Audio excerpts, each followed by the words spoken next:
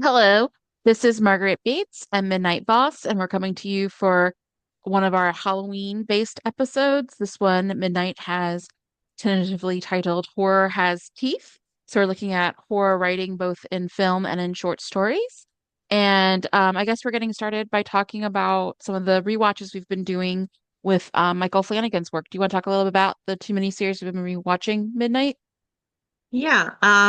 So Flanagan, as you may or may not know, had some deals with Netflix, and he started by doing a remake, re-envisioning of The Haunting of Hill House from Shirley Jackson, um, in which we follow the multiple Crane siblings in the aftermath of a fairly traumatic childhood episode years and years later, where it comes back to haunt them.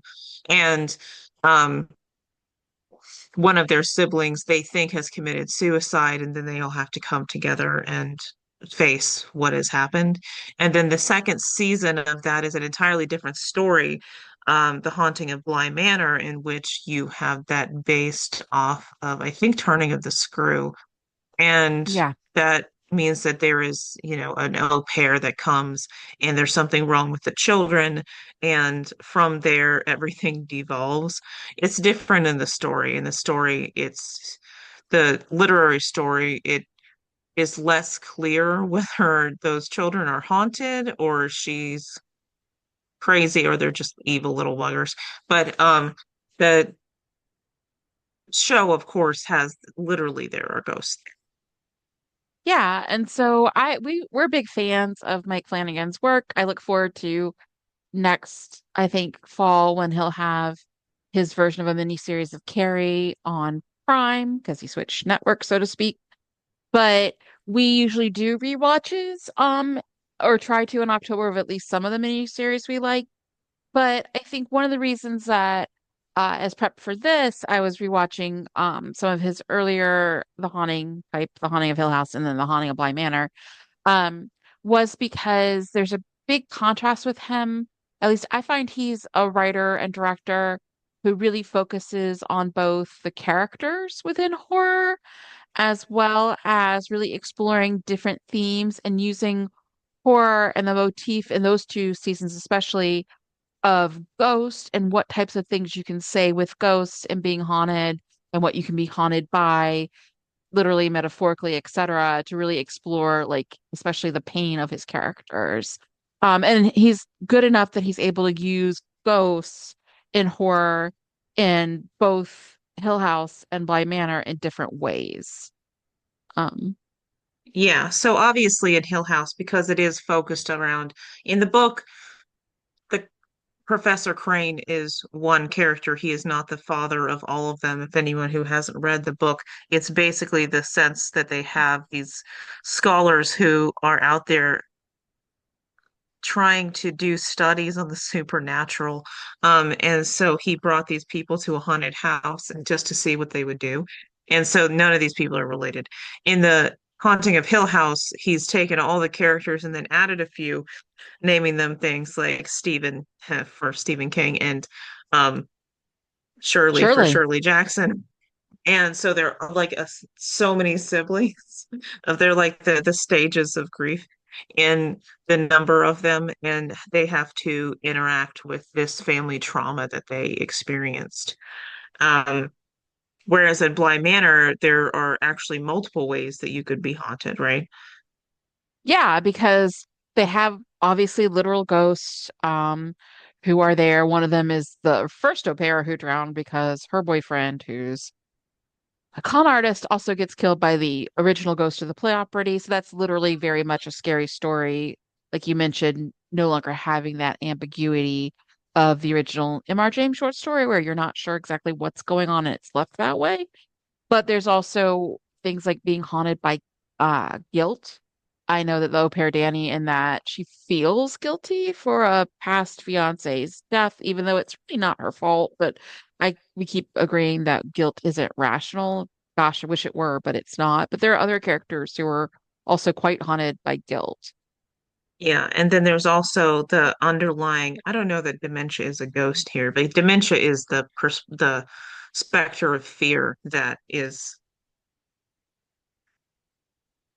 that is coming forth in the narrative. That's what they are afraid of because the ghosts themselves will deteriorate over time. They'll forget who they are. And in that, they also lose all their facial features. So it's visually disturbing. But then you Yeah. have a character whose mother actually has dementia, and then the fate of one of the other characters of like slowly losing themselves over time and having to come to grips to the fact that if you live, you will die, and if you love someone who is alive, they will die. So, As far as um, I know, there's no way to really avoid that part since yeah, most people I know are mortal. So, we're not getting out of this alive. That's the whole thing. yeah, and I just think that's really interesting because again, it's the same essentially author looking at the same kind of creature or trope, if you want to say ghost or trope, but then even within the same work, where especially with Bly Manor, between the ghost kind of becoming a ghost and unliving centuries, decades as a ghost creates that dementia, but also being haunted. Like there's a lot of intricate metaphors he works with just within that one material, which is very different than the tone in a way and like the way ghosts are in The Haunting of Hill House. So even if you write, one creature or one type of horror story one time, it doesn't mean you're limited where you can't explore other angles or themes or ideas that are on your mind with that same kind of vehicle a second time. Because it's I really think about how that's it affects the true. I characters. think that sometimes people get stuck in their way of like my vampires do this, but there's nothing that's stopping you from writing vampires as sexy time vampires and then in the next book writing them as like horror freak shows. And like you can always like within this particular narrative, it's not all like a super multiverse. You can use the same monster for different purposes. I think people do sometimes forget that.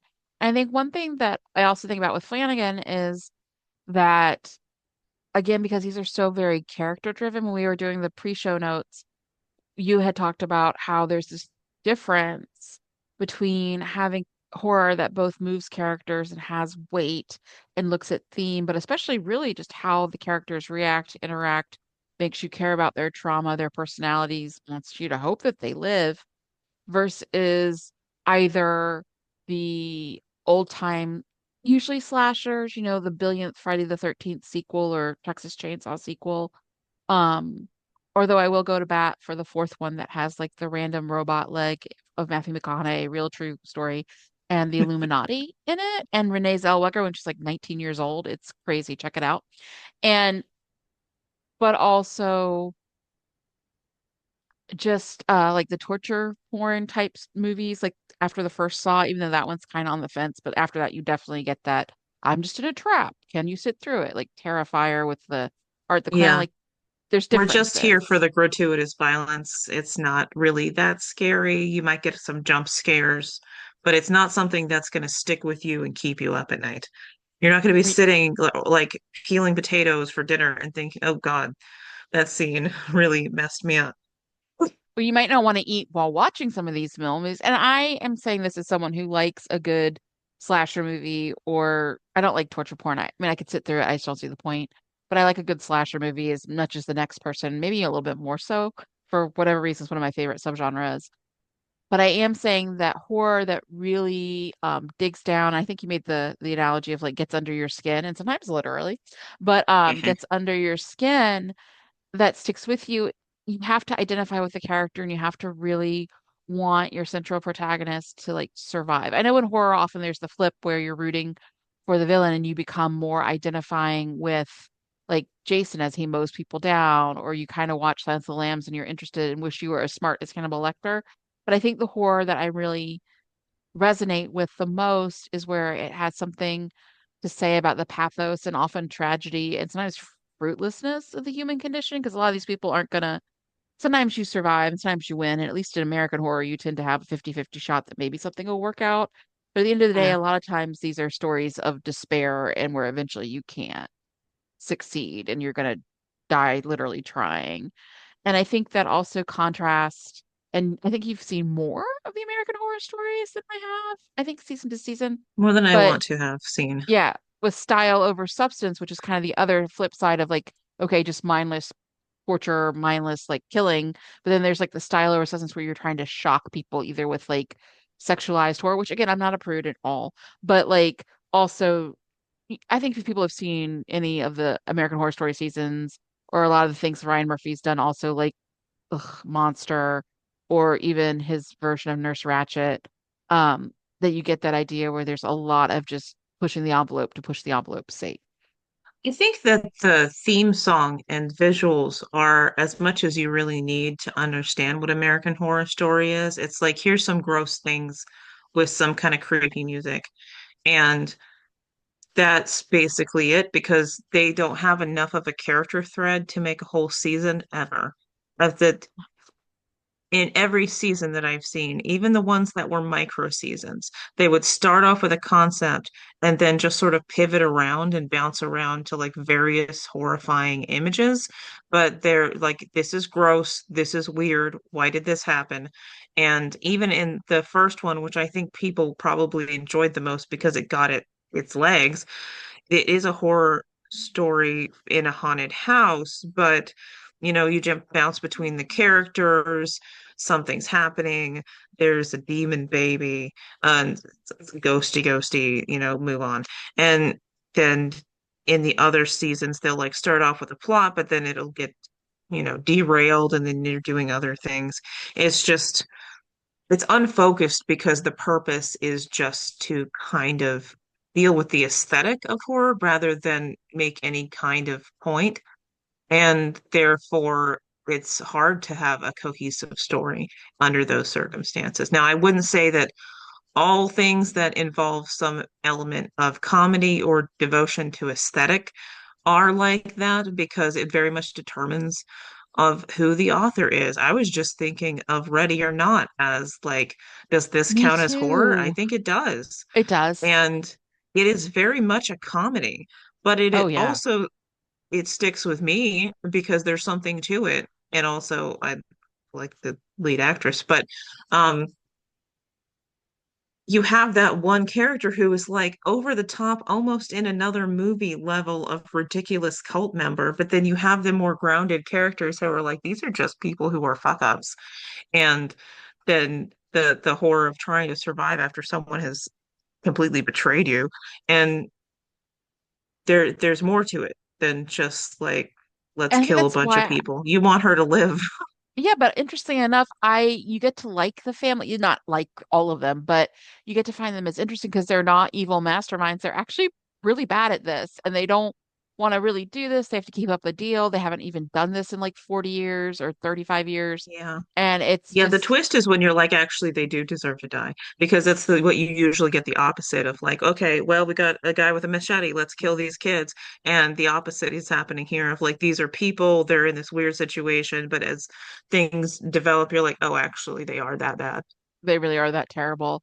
And then at the same time, Grace, obvious name is obvious, but she is named as I mean, she's the main character, but you're rooting for her because she's both resourceful and resilient, but you also like her, and you also are like, she's in a terrible situation because the person who dragged her into this, her fiance and now husband, it's on her wedding night. It's part of the deal with the demon is that they have to, or I don't know if Mr. Labile is technically Satan, whatever, it's implied that they have to play a game and she happened to get the crappy card and do hide and seek, which is at the end ritual murder. Um, but she's through this in no fault of her own. If her husband had even tried to explain it, she might have had a shot to not even be in this situation. And it's just it's frustrating and it's interesting because the characters are layered.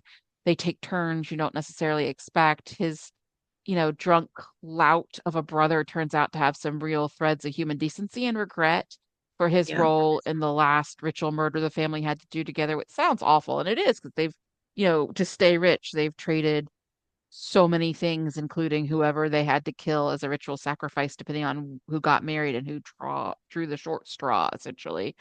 But Yeah. I think because each character has more than one thing that they are, or at least the main ones between her and her husband and her brother-in-law, and honestly, even the mother-in-law, the Andy McDowell character, they're not what you expect at first, and that keeps it interesting and engaging to come back to. I also think that when I think about American Horror Story, sort of looping back to that, it just contrasts so much for me because the season that Red Tide came out, which is really only 6 episodes because they split it between that and like Everybody Hates Mimi Eisenhower with aliens and Roswell for only What four did she episodes. do? and he still couldn't be focused, Ryan Murphy, for like 6 episodes. But basically, Red Tide is about vampires in Provincetown, and the vampires are not like traditionally created by fights. It's more that there's this wonder drug that the military made or alien, I don't know, wherever it came from, was a chemist who had it because I think she was a government scientist at some point. But the art community's gotten their hands on it. And if you take these pills, one or two things happens. Either you become like a more traditional Anne Rice type vampire where you drink blood, but you can pass among mortals. I mean, obviously, you probably shouldn't go out in the daytime, but the usual stuff. But it also makes you super creative and super fecund, and you're just able to write tons of stuff or sing the best or whatever, or make art like paint.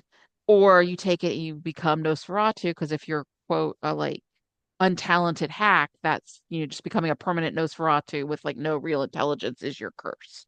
And Yeah, it just contrasted for me so much because the woman who plays the wife in that, Lily Rabe, yeah, she's married to Hamish Linklater, who was in that same year filming Michael Flanagan's Midnight Mass, which, in case you don't know, is basically taking the idea of, hey, communion's about the body and blood of Christ. What if we did that literally with vampires? Um, right. and so it's both shows are using, at least for part of these seasons, the metaphor and the monster, the vampire, and one doesn't say any, well, they try. I know they think they're saying something about genius and art and destiny about, some artists are just born that intelligent and they just need a shot. Mm. But the other one It's is kind of really the show looking at versus faith. tell thing Hmm. with that of as we were watching again, I was saying they tell you that you get it, the genius stuff, because you're a genius. But if you had been creating stuff and been a genius and you were just inhibited by energy or time or disability, then I would say that's true. But if they can't do it without the drugs. Like the drug is doing it for them. So maybe Yeah, and they it's have just to up in the re-up. air for who becomes a Nosferatu. It might just be a random chemical thing, and they just tell themselves, actually, I'm a genius, and I have actually worked for these things that I got basically by buying it. Yeah, and they're not, I don't think the people, sorry, creating the show are smart enough to realize that's actually the metaphor they've created because it Yeah. really is that I got this because I deserve it. And it would be more interesting if it was the story you told yourself by complete blind luck. And that could be saying something about classicism and, people who are able to get ahead, especially in entertainment industry, usually because they have a buffer of money, but they're not making that metaphor. It's just something you could extrapolate if you were a better writer. Whereas Yeah. obviously Midnight Mass is There's so little about to it, and there's faith. only 6 episodes. Yeah, and it's just like, how do you not have enough to say in 6 episodes? And it's just a lot of that flaw of style over substances. He's going for these grand Grinwall, like scary scenes and carnage and people getting throats torn out and Nosferatu vampires attacking pregnant women. And it's just like, okay. Sure. And sort of that loops us to um I'm not saying that when you have popcorn horror, because again, I like a good found footage, I like a good Chainsaw Massacre. I like, that stuff too. I'm just saying that if you want to have horror that might stick around, Yeah. that we do have to talk about the difference between like a popcorn horror and like an elevated horror. So for you, what do you see as like elevated horror? I find something to be elevated if I can find a deeper theme to it or something that will literally stick with me or bother me. So I think Evil Dead is a good example because I loved Evil Dead. I wasn't really even into horror that much when I was really young because I had such an active imagination. I could scare the shit out of myself. But when I got a little older, I saw the Evil Dead Army of the Dead or whatever that one was. And I hadn't seen the other ones, but apparently I didn't need to because context is for the weak. But the original Evil Dead is all slapstick comedy and it's enjoyable in a way that I feel like some horror is not because it's gratuitous and not really recognizing what it is. But then that's enjoyable in kind of popcorn horror way. And then Evil Dead Rise is also enjoyable. They still keep the jokes. They still keep the fact that those demons are complete assholes of like they're just so petty. And then but it amps up both like the visceral body horror of it and the tragedy of it.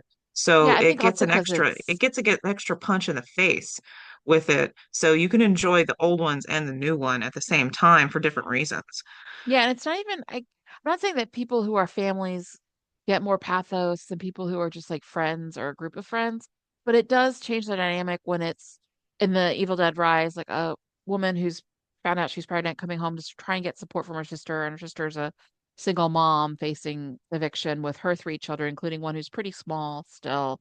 And there is a lot of tragedy, and like these are people who genuinely love and care about each other, and they're still doomed for mostly no fault of their own. The Sons shouldn't have messed with like ancient disc, well, not disc, but like a record that wasn't his own to call like the Deadites. But everybody in horror movies touches stuff they shouldn't. It's not like a capital punishment, or it shouldn't be. You feel that like I mean, it's what different thing if you're in injustice. the middle of a cabin in the wood and there's a book that bites you and you're like, it says don't read this and you read it out loud because you're an asshole.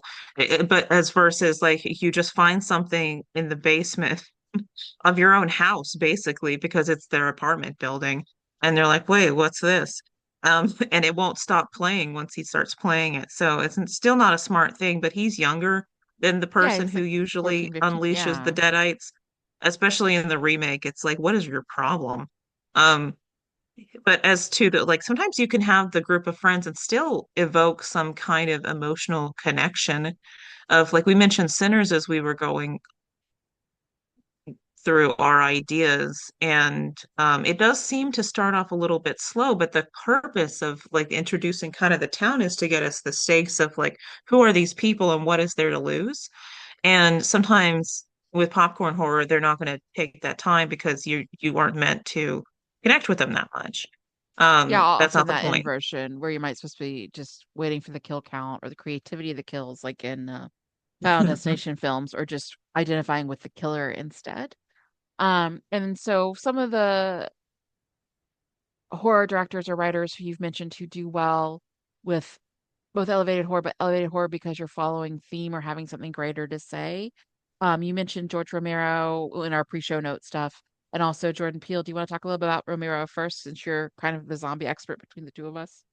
I don't know if I'm the zombie expert. I think what I have to say about George Romero is he was in a I think the documentary was called American Nightmares. It might have been that one. Of like he said that the purpose of horror is to upset the apple cart. Like you want to upset the status quo. And that really shows in how he does his zombies. And I think it's why his zombies stick around, whereas the Night of the Comet kind of zombies don't. So until we got to about The Walking Dead, like the early 2000s onward, where we just want to pew pew and whatever, of the classic zombie was the Romero zombie that was slow walking, but inevitable. And you see in each one of the movies that there is a metaphor for some kind of societal issue that is evoking anxieties in us. In Night of the Living Dead, it's racism because there's no way that you cast your lead as a black man. Yes, he was a good actor. Yes, he did a great job. But at the very end, you have the scene where he survived this night of horror, and then he still has to deal with these assholes with their guns, and they shoot him. And the question is, oh, well, did they think he was a zombie, or did they just shoot him because there are a bunch of white people with guns coming in and they see a black man out there? And so, like from the very beginning of Night of the Living Dead, and then you move into Dawn of the Dead, which is probably mostly known for its critique of consumerism, but then also the critique of like classism and like mowing down these people in tenements. Moving into Day of the Dead, it's like critique of militarism, of like what happens after this has been happening for a while. And then you have the military taking over with their egos and their creepiness. And then you move into City of the Dead, which is again classism. And, every single one of them up until you start getting into the modern era has something to say. And I think that's why it sticks around versus just having kind of goofy zombies, because the concept is kind of goofy, but if you don't take it seriously, your audience can't either. So I think I that's say what's that a going on with, lot. yeah. That with stakes, you can only, as an audience, get as invested in it as your lead characters are. If your lead characters aren't bothered, your reader or your viewer just aren't going to, because they're getting the cue that it's not a big deal. And I think you're right. I think with Romero, they take it very seriously. And then with Jordan Peele, did you have thoughts on that? For him, obviously, the one people think about the most is Get Out, because it won an Oscar and it's excellent, and it's looking at racism, about literally exploitation down to like ownership. of like the mind and body of someone, the second place, all of that. And that obviously was very affecting. Because horror, by the way, in case people didn't know this, very rarely gets nominated for Oscars. And it very, like maybe on one hand, I can think of ones that actually win. Um, and I think that was something that sort of came along as a statement. Although for me, I think I might like Nope the best of the three. And I think it's for me because he plays with that theme of what is spectacle and what happens when someone seeks to entertain and they don't care what it costs as long as they're able to make themselves feel better by clinging on to fame. Because the way this is set up is, at that case, someone who used to be a child star has started a like cowboy rodeo theme park, and unbeknownst to everybody else, he's found a way to signal this alien thing he calls Blue Jean Jacket, or they all end up calling Blue Jean Jacket after one of the protagonists had horses or something, who was ornery. And he's decided I can make it be part of my stage show. I can tame it. I have that utter audacity because back when he was a child star, he survived a co-star attack because his co-star was a very angry chimpanzee. And it's just about hubris and about what people think they can get away with and what people will do to chase fame. And I think that's really interesting to me. It also has aspects of racism too, because it's the two protagonists are siblings who are sort of the last of the horse trainers because studios don't really use animals anymore because they can CGI it. But they're, talking about the history of their grandfather who was training and then like black cowboys in the United States who are erased. So it has a lot of these other elements to it. But I just think it's really interesting in that particular case what Peele was able to say about essentially clout chasing that gets people killed.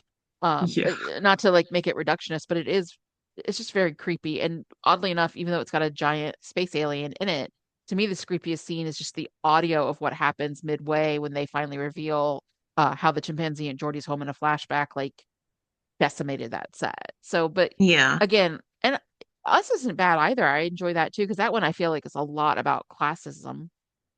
I think I like Us the best, and I've been wondering, is there a reason? Because I think both Us and Get Out are such carefully crafted pieces when it comes to referencing other things that you Hmm. could look at them honestly.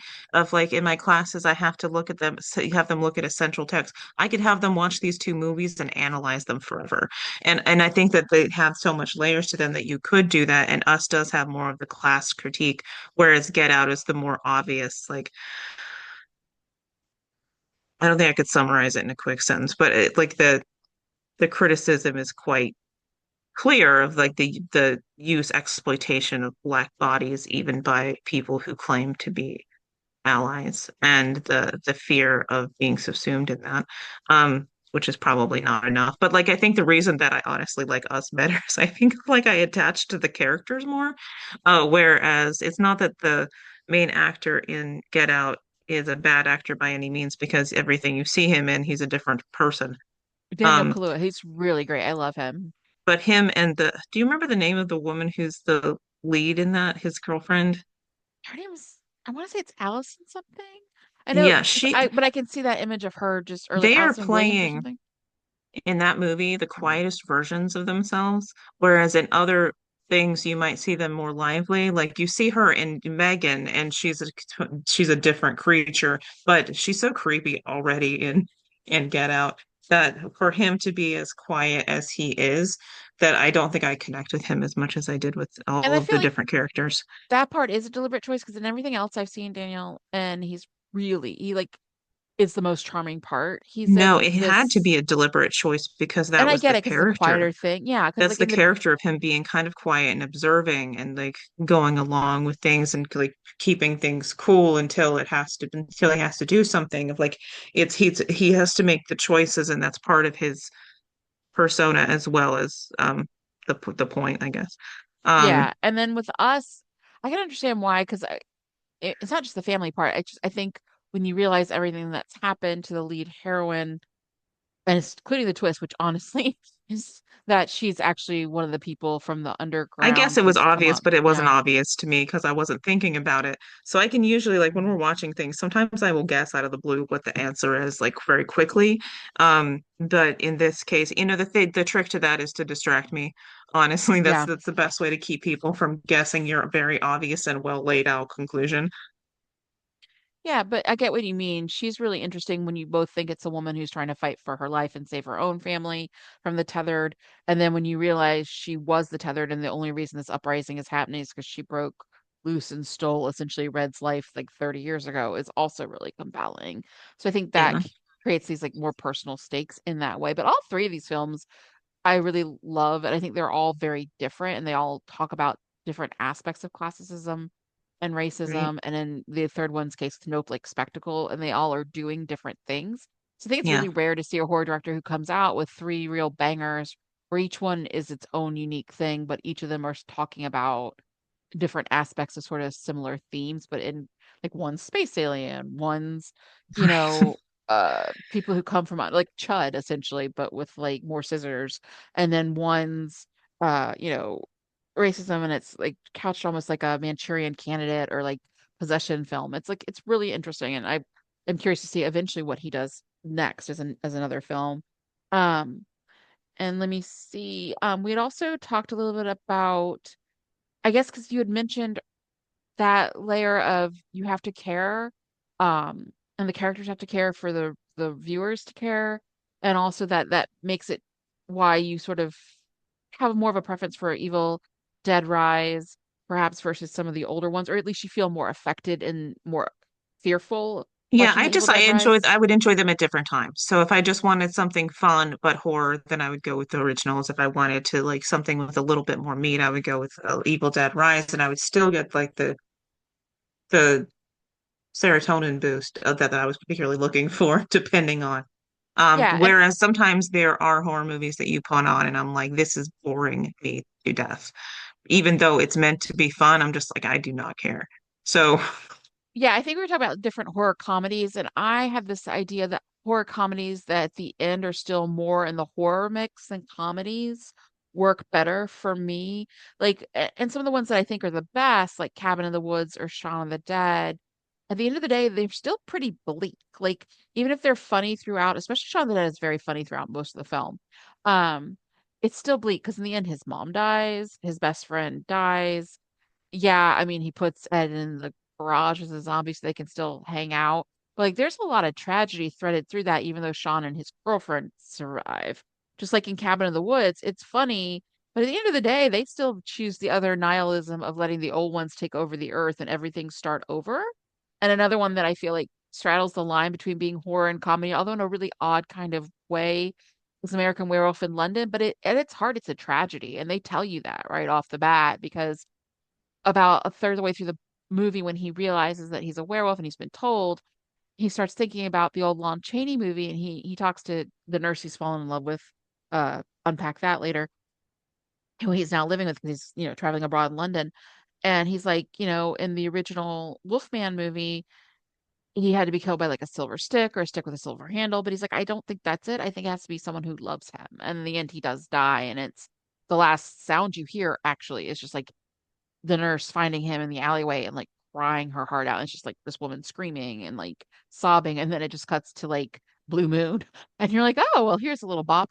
But it's just all these movies, even though they're horror comedies, at the end, they still come out, or even if some part survives, or if it's not exactly Vanta Black, they're super depressing, like the end of American Werewolf in London, there's still like a heft of tragedy there, as opposed to we've seen a lot of horror movies that are you're like, I didn't have a budget, so I'm just gonna make it campy and then it'll be fun. And then you're like, oh, you're just using that as an excuse to not try.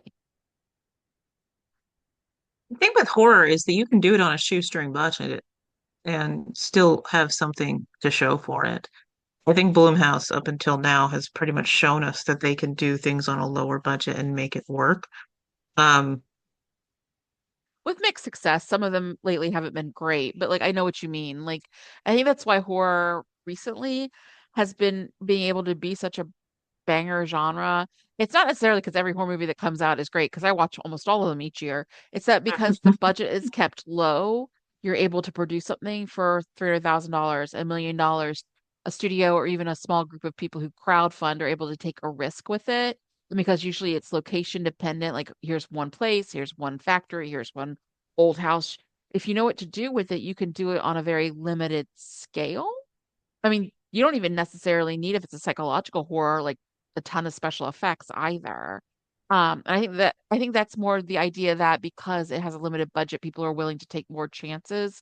And it's what I like to think of as the sea turtle principle. Like if you have enough going out to sea, some of them are going to turn out really great. But I think with that, as we sort of parlay from or segue from visual horror and media into more literary horror and written works, that why I think you have to keep in mind that with horror, people are going for those big emotions. They're going for that catharsis. And if you have something that's a comedy horror but leans too heavily on the comedy, I don't think they get the catharsis they're looking for. Yeah, I don't think you pick up a horror novel thinking I want to laugh. I don't There are think so. definitely places that I've had authors that who were in other genres who were trying to make me upset and destroyed, but also were able to make me laugh at something the characters were doing, just like as a side. But I'm not looking to be entertained in that way if I pick up something and I know that this is meant to be horror. Yeah. So with literary horror, full disclosure, I'm actually a fan of reading short story horror, and I'll explain why in a little bit. But recently, I've been reading this anthology. I bought it a couple years ago because it's old. It's from 1987. David G. Hartwell edited it, but it's like 1,000 pages, and it's a compendium of sort of exemplary stories, short stories from some of the, like not just American, but a lot of American writers and some British ones over the years who have pretty much defined the horror genre. I mean, going back to like Nathaniel Hawthorne and M.R. James and working their way up to, Shirley Jackson and then Flannery O'Connor and then getting into like, because it was the 80s, like Clive Barker, Stephen King, etc. So it was reminding me of some people who I hadn't read in a while or people who I had heard of in the genre but hadn't read yet myself. I don't think until I read the beginning of that compendium I had read in M.R. James, because I didn't have to read Turn of the Screw in high school. Um, but what I was saying is that we were talking about, having affecting characters as a way, and characters you care about as a way to get readers invested and to have horror that sticks around. I think one of the other things is really working with theme. So even if you're looking at, for example, The Dark Descent as a compendium, each story that is put in from like a famous well-known horror author is one that kind of also is easily identified, not just because of their voice or the way it's written, but sort of the themes it deals with fits very well into their overall oeuvre. And for example, one of them one was Shirley Jackson, and they didn't put in one of her more famous stories. They didn't put in The Lottery. Everybody knows that one. But they put in one called The Summer People, which is about this older couple who summer um in like upstate New York from Manhattan every summer, and they decide, we love it here so much, we'll just stay in after Labor Day. And what happens is they realize not only does the town shut down, they can't get food delivered, someone's like sabotaged their car so they can't leave, and they kind of are just stuck there with dwindling supplies. And towards the end, they finally get a letter from their son that's like, you're retired. It's a good thing you stay upstate now and don't have to come back. And obviously, he doesn't know that they're basically stranded there running out of supplies. But there is this tone of finality and people who are past their season of life and just sort of giving into death that you could see has commonality with, how Nell, Eleanor, kind of accepts her fate Yeah, within just becoming essentially a ghost and dying and succumbing to the power of Hill House in The Haunting of Hill House as well. yeah, Um, then we have one that's by Stephen King called The Reach, and it, surprise, is about a small insulated town that's basically like a inlet. Like you have to go on a ferry to get to the mainland part of Maine. And as a woman is dying, because she's like 90, she's thinking about and kind of seeing the ghost literally of the town coming to sort of greet her on the other side. And it makes her rethink all the secrets the small town has shared, all the things they've done, good or ill. Like one time they, 30 years ago created a posse to go after someone who hurt children. And they know, how he died, but it's been a town secret that they did it and they just don't think about it or talk about it. Those kind of things. And if you have ever read 5 Seconds of Stephen King, he is obsessed with like the small town secrets and what people don't say to each other and what festers under like a theoretically Norman Rockwell sheen.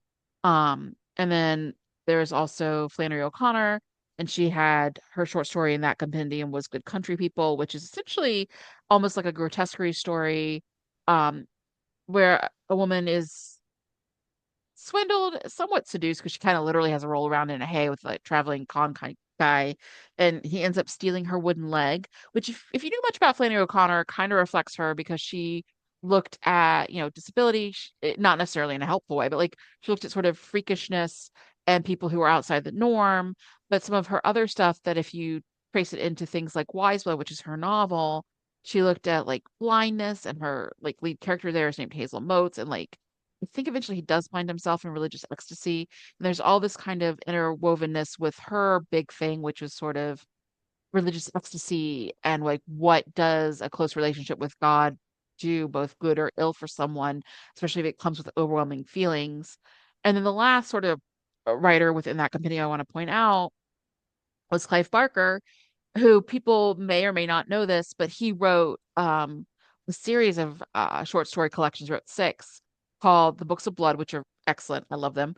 But he also wrote the novella, The Hellbound Heart, which became the movie Hellraiser, which you guys may not know, but if you've seen basically people in leather with like the pinhead and like the Cenobites and all that goriness, that's the Hellraiser.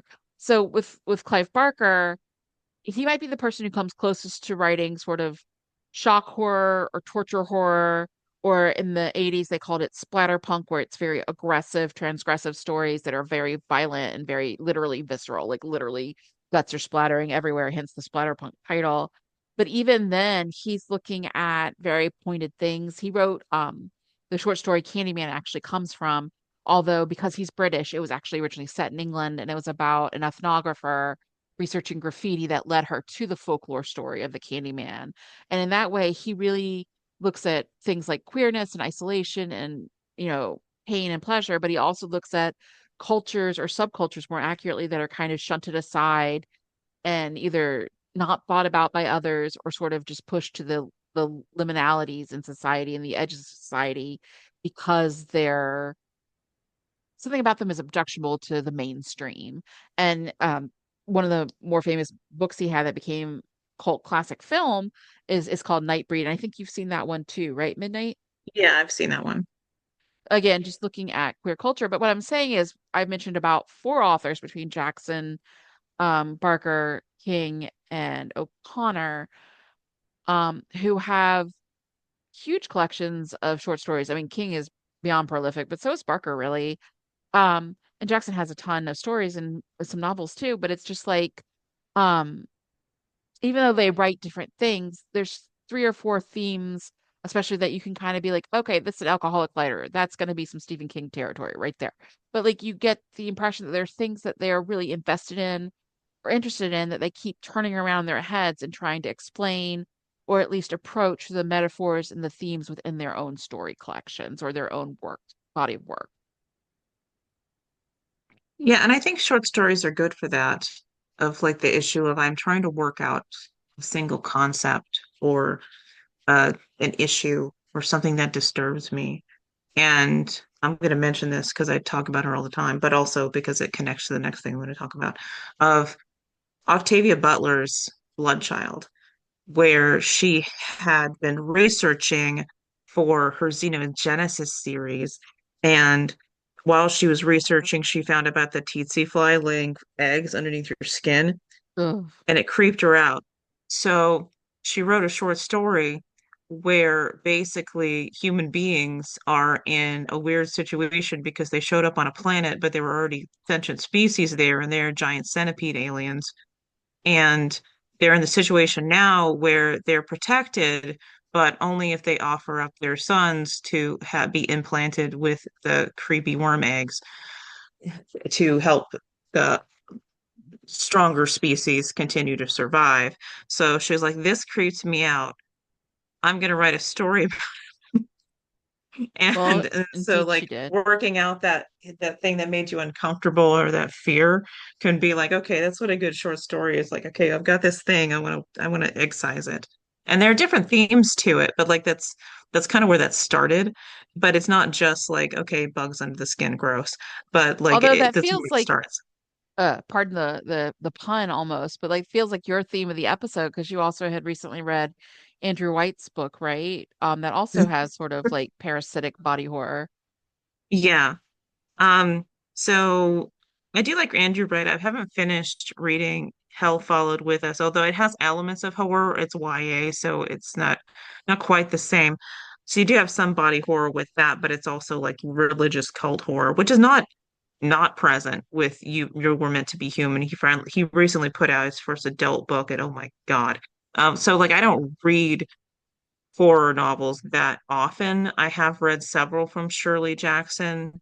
But in this one, you have body horror, reproductive horror, folk cult horror, because the main concept is there are these little hives of sentient worms and flies that have brought humans in as their followers so that they will bring them fresh meat, basically. Like they'll have them kill people and bring them to them so they and they have a bigger plan, but I'm not going to get into it because it's a spoiler. But you have all of that going on there in addition to this feeling of like this desire for self annihilation in the face of a world that is intolerable.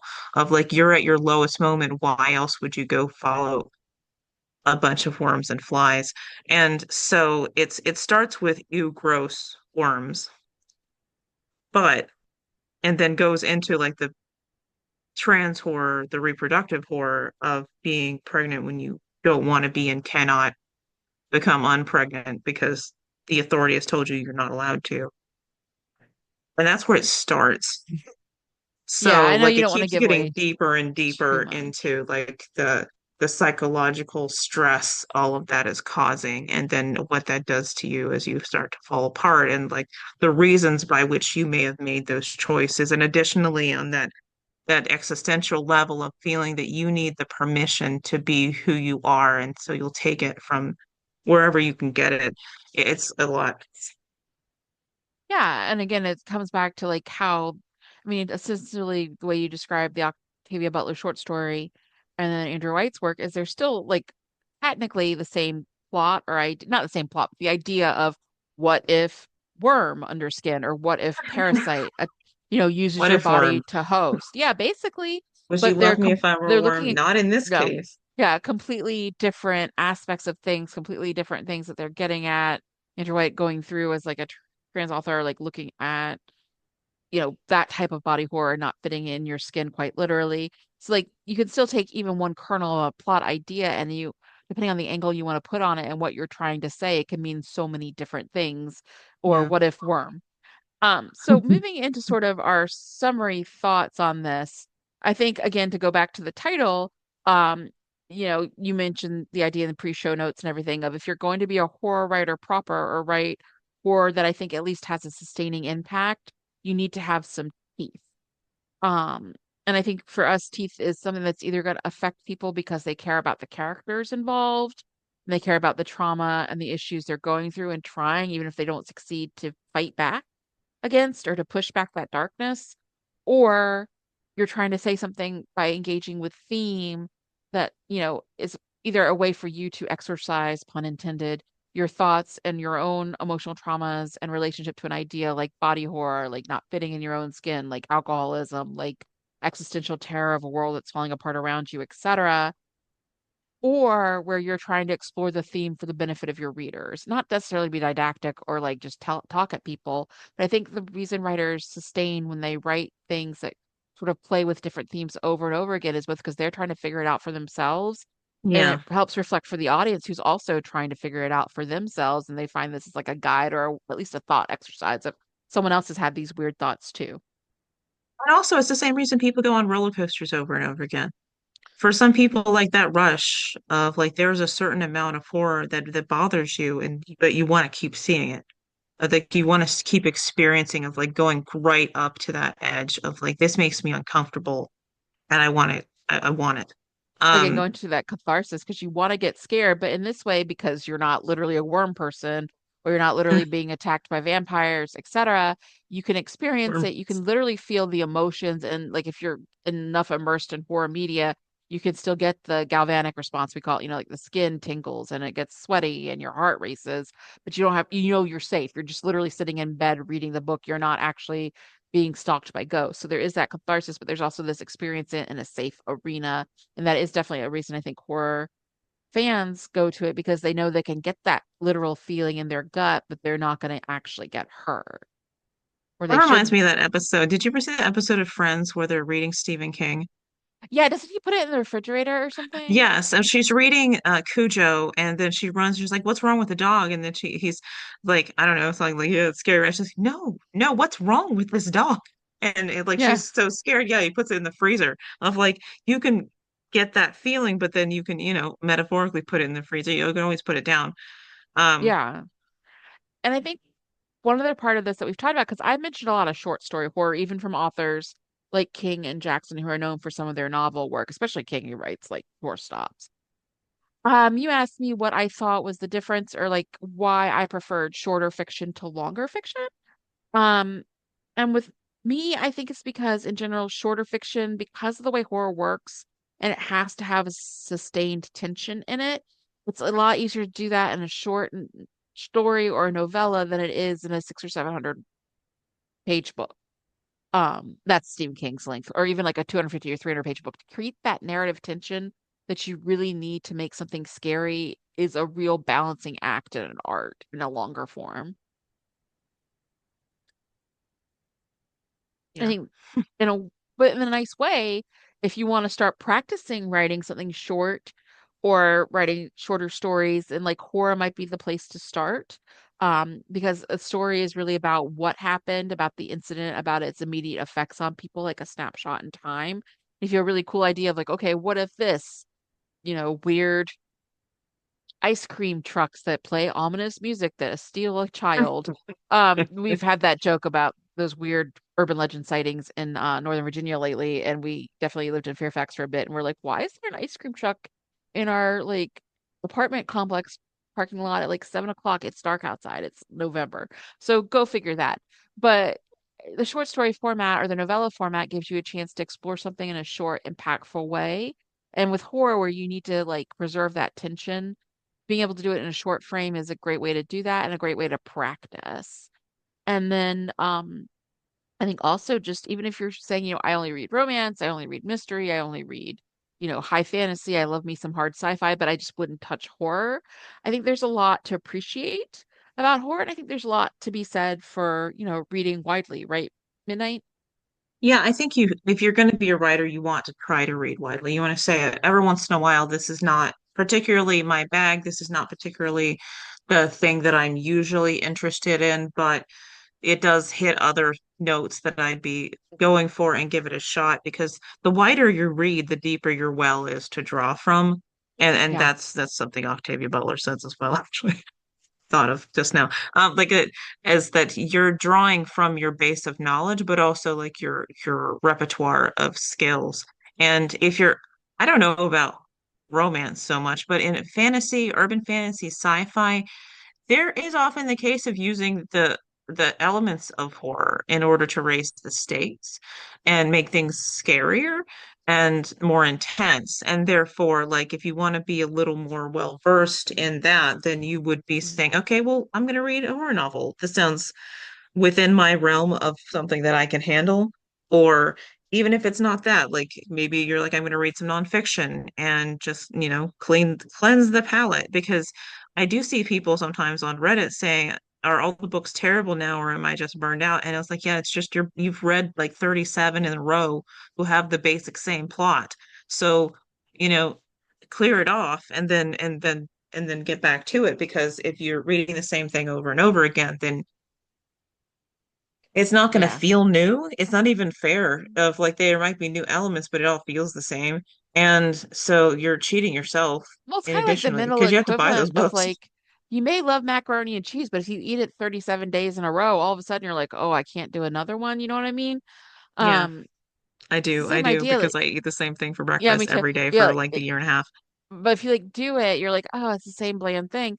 But also, I think you mentioned romance. I'm like, well, I would have said no, but about 5 years ago, things like monster romance and dark sort of Uh, mafia abducted me romance has gotten more of a traction. So there are horrific elements to certain subsets of romance, but I've in a not seen the broader, monster romance really get into horror in the way that I would imagine. yeah, not the way you would think of. But I Usually think that, it's just like he has a yeah, I know. monster water bottle between his legs I'm like, and cool. also a Yeah. couple of features.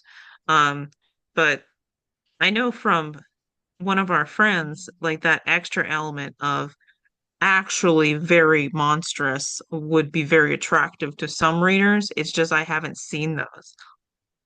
Yeah. And then I think the other thing I was going to say is that um, I think that's important to read widely. I think nonfiction as a palate cleanser can be really helpful. I think part of that is sometimes you read a book that's just a nonfiction about something completely random, but then you learn about something like, Yeah. how do, forensics look at corpses, or how do sailboats work, or what had happened at Chernobyl, whatever. I And mean, I would then be interested what in happens if they researching. climb So Mount when I'm doing Everest? researching for world building, I would be thinking of, I have all these books on fairies that I want to get into, like to actually solidify my understanding for that. But then also I have some books on persuasion and cults that I would be wanting to read if I wanted to like further explore that concept in this. So it's all like energizing to help you generate what you want to do.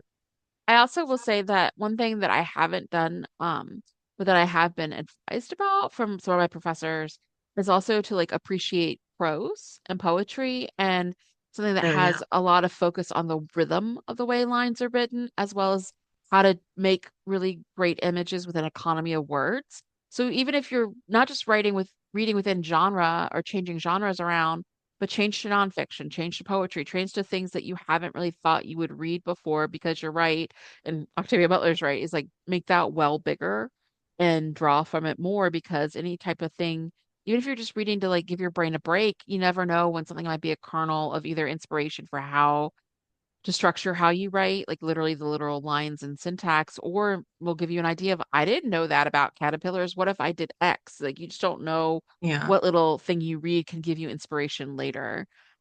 And And s poetry, at least, unless you're reading epic poetry, it's short. If you don't have a lot of yeah, time, you can read a couple of poems and be impacted and then get back to them later. Whereas if you don't have a lot of time and you keep getting interrupted, that's really annoying when you're trying to finish a book. yeah, it really is. So I would definitely, yeah, one day we'll have to do a section on poetry, just because I don't know a lot about it, but I have a little fans I'll for give you a Neruda and reading for list. Catullus. Yeah, all the ones I know are poets either in Latin or like literal Spanish, because I studied a lot of poetry in high school, but only because they were like part of that oeuvre. So I'm more read about things in some other languages sometimes than in English, which is go figure. Um, but anyway, that's what I had for today. We have one other horror sort of Halloweeny episode coming up, which I think is going to focus more on sort of elements of cults and religion and world building with religion in your works. But that'll be coming towards the end of the month. And anything else you want to say before I sign us off midnight? No. Well, enjoy everything. We'll see you in a couple weeks or so, and try and stay scary and read widely. Thank you very much.